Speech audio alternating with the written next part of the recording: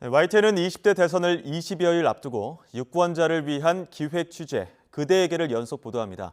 오늘은 그 두 번째 순서로 2030 유권자 가운데 채무 때문에 힘들어하는 청년들의 현실을 짚어봅니다. 기획탐사팀 신지원 기자와 함께 자세한 이야기 나눠보겠습니다. 어서 오십시오. 안녕하세요. 어제는 자영업자 이야기에 좀 주목해 봤었는데 오늘은 청년 파산 문제를 취재했거든요. 실제로 청년들이 회생이나 또 파산을 하는 경우가 얼마나 됩니까? 네, 먼저 전 재산으로도 빚을 갚을 수 없을 때 이제 회생이나 파산 절차를 통해서 이제 채무 부담을 면책을 받을 수가 있는데요. 예. 소득이 있는 경우에는 이제 회생을 하고 파산은 소득이 없거나 너무 적을 때 신청을 할 수가 있습니다. 예. 아무래도 청년들은 근로 능력이 있다 보니까 파산보다는 회생을 신청하는 경우가 많은데요. 예. 최근 5년 동안 통계를 봤더니 전체 파산자의 3분의 1 정도가 20, 30대 청년층이었습니다. 연평균 4만 4천여 명 정도였는데요. 취재를 하면서 저희가 이런 아버지, 부모님의 빚이, 사업 빚이 자녀에게까지 이어진 사례를 볼 수 있었는데요. 예. 한번 사례자의 말 직접 들어보시겠습니다. 내가 25톤 할 때 아들 녀석한테 부탁을 해가지고 아들이 대출 받아가지고 내가 그 돈을 내가 썼어요. 지금 아들 녀석은 개인 회생을 하고 있어요. 그 돈을 내가 못 갚아주니까. 지금 그가 30이에요. 네, 뭐 안타깝게도 아버지의 빚을 아들이 대신 받아야 되는 경우들도 있지만 또 최근에는 비트코인이나 부동산 열풍 때문에 영끌이라고 하죠. 영끌 투자로 빚진 경우도 많을 것 같은데요. 네, 그렇습니다. 이 사례자와는 달리 최근 청년 가계부채 증가율을 보면 다른 연령대보다 월등히 높은 모습을 볼 수 있습니다. 현황을 보시면 작년 3, 4분기 기준으로 청년층이 15.2% 정도로 급등을 했고 다른 연령층은 한 5.8% 거의 3배 가까이 되는 예. 그 비율인데요. 그 원인으로는 이제 전셋값 등 주거 비용이 급등을 했다거나 예. 말씀하신 것처럼 주식 또는 비트코인에 투자를 하는 성향을 보이기 때문으로 분석이 되고 있는데요. 뭐 특히 코로나19 시기에 뭐 근로소득보다 이제 자본소득을 통한 수익률이 높다 보니까 이제 계층 간 이동이 어려워졌다. 그래서 이제 돈을 벌고 이제 신분을 상승할 길은 이제 투자밖에 없다. 예. 이렇게 생각하는 청년들이 투자를 하는 건데 이런 위험을 부담하는 투자로 인한 손실은 안타깝지만 법적으로 보장을 받을 수는 없습니다. 이와 관련한 전문가 인터뷰 한번 들어보시겠습니다. 예. 뭐 비트코인이나 뭐 게임이나 뭐 이런 것들을 다 도박하고 약간 유사하게 이제 취급을 합니다. 그런 재테크를 열심히 하시는 분들이 조금 훨씬 어렵습니다.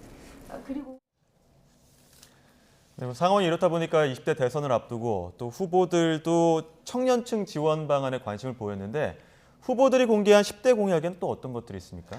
네, 오늘 0시에 홈페이지를 통해서 이제 10대 공약들이 다 공개가 됐는데요. 예. 한번 살펴보니까 공통적으로 청년이라는 키워드를 찾아볼 수 있었습니다. 예. 뭐 저소득층이나 과다채무 가정의 청년들을 뭐 구원하는 공약들이 많았는데요. 먼저 준비된 화면을 보면서 말씀을 드리자면 이재명 후보 같은 경우에는 이제 크게 세 가지 소득과 저축과 대출 이렇게 모든 단계에서 청년층을 지원을 하겠다. 예. 뭐 대출 같은 경우에는 1,000만 원을 시중 금리보다 더 낮게 저리 대출을 해주겠다.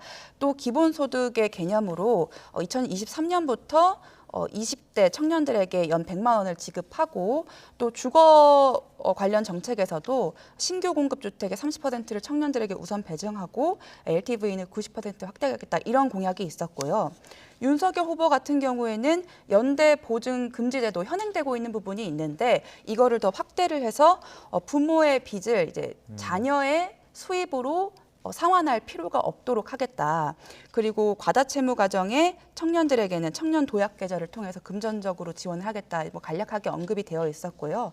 심상정 후보 같은 경우에는 뭐 일자리 30만 개 창출, 그리고 청년 기초자산이라고 해서 예. 뭐 20대 청년들에게 매년 300만 원을 지급하고 20살이 되면 디딤돌 자금이라고 해서 3천만 원 정도를 그냥 주겠다 이런 이야기도 있었고요. 예. 또 생계비 대출의 만기가 한 15년 정도로 현행이 되고 있는데 이걸 30년으로 연장해서 부담을 덜어주겠다는 공약도 있었습니다. 예. 뭐 안철수 후보 같은 경우에는 직접적으로 청년의 부채를 덜어준다기보다는 뭐 공금을 개혁을 한다거나 아니면은 4차 산업혁명의 인재를 양성하고 일자리를 주는 그런 형식으로 공약을 많이 준비가 되어 있었습니다. 네, 이렇게 대선 후보들이 적극적으로 청년들을 향해서 구애하는 이유, 물론 청년층이 힘들어서도 있겠지만 뭐 다른 이유도 있다고 하던데 어떤 이유들이 있습니까? 네, 그렇습니다. 2020년 기준으로 봤을 때 20, 30대 청년 유권자는 전체의 한 31.4% 정도였습니다. 예. 그러다 보니까 무시할 수 없는 그 표를 가지고 있는 연령대이기도 하고요. 예. 또 최근에 부동산이나 젠더 이슈 등이 이제 갈등이 격화가 되면서 청년들이 정치에 관심이 높아지고 충분히 표를 가져올 수 있는 부동층으로 인식되고 있는 면이 있는데요. 이와 관련해서 전문가 인터뷰 한번 보시겠습니다.